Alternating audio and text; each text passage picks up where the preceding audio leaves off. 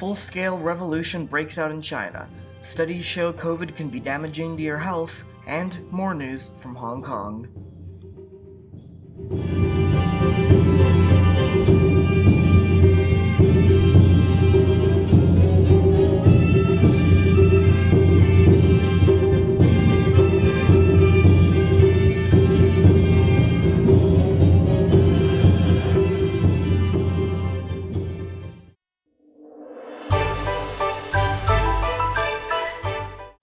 So, Ermakoi, you probably haven't heard about it. Maybe it sounds familiar if you've been to Xinjiang? Well, depends on what part of Xinjiang. But anyways, Ermakoi is basically a city of 4 million people in the middle of a desert in the Chinese Xinjiang province, and it's been the source of quite a couple of events recently. The most notable being an apartment fire. Now, this apartment fire, due to COVID quarantines and restrictions, the rescue of the people in this building during the fire was delayed due to the fact that one of the fire stations was in quarantine and the other fire station was across the city. And because of this fire, protests have been breaking out after it, mainly due to the COVID restrictions that killed 10 people in the fire. Now, protests aren't really a recent thing to grip China. In fact, for months actually, protests have been going on all over the country. However, they haven't been talked about as much as they should be. I find this crazy because there are actually two things that are currently endangering Xi Jinping's grip on power. One of them is toilets, and the other one is empty pieces of paper. Now, bear with me here.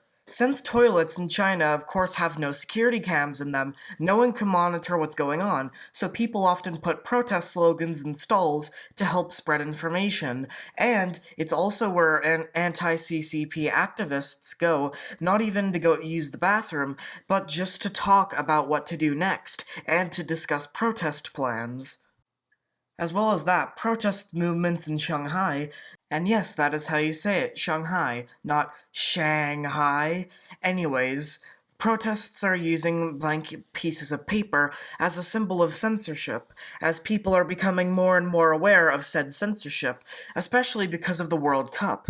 Now, this sounds completely weird that the World Cup could be causing a revolution, but basically, since Chinese people want to see the World Cup, I mean, of course they do, it's causing dissent in China due to the fact that everyone is seeing in China how the rest of the world is moving on without masks, when they've been told this whole time that the rest of the world is a hellscape full of COVID.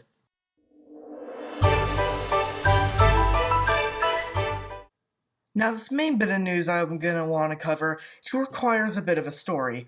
Basically, after I left Hong Kong, of course, I didn't have to quarantine anymore because Canada has moved on. However, I got sick 5 times and I haven't even lived here for a year. Now, some supporters of quarantine may be saying, oh, that's because Canada has no quarantine, therefore you were exposed to deadly viruses. And I would actually agree. I would say that actually it was because of the Hong Kong quarantine. Basically, studies are beginning to show that actually quarantining regularly can actually hurt immune systems. So, when people are exposed to viruses again, they're a lot more susceptible because they haven't seen it in over 2 years. Throughout the entire COVID pandemic, I only got sick once, and of course half a year without quarantine, I've gotten sick 5 times. I'm not ruling out a 6th for this year, I just really hope it doesn't happen on Christmas. That would be pretty sick.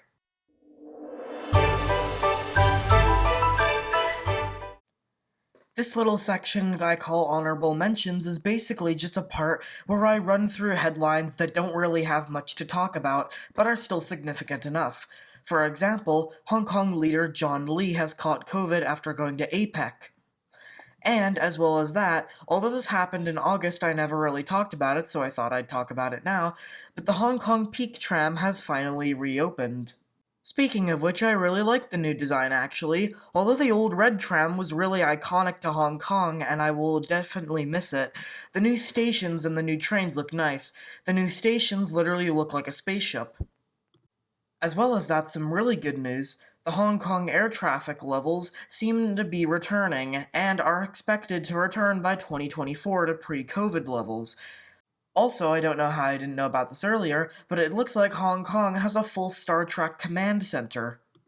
And with that, that is all the news I have for you today. Zoe Geen, and I'll see you in the next episode.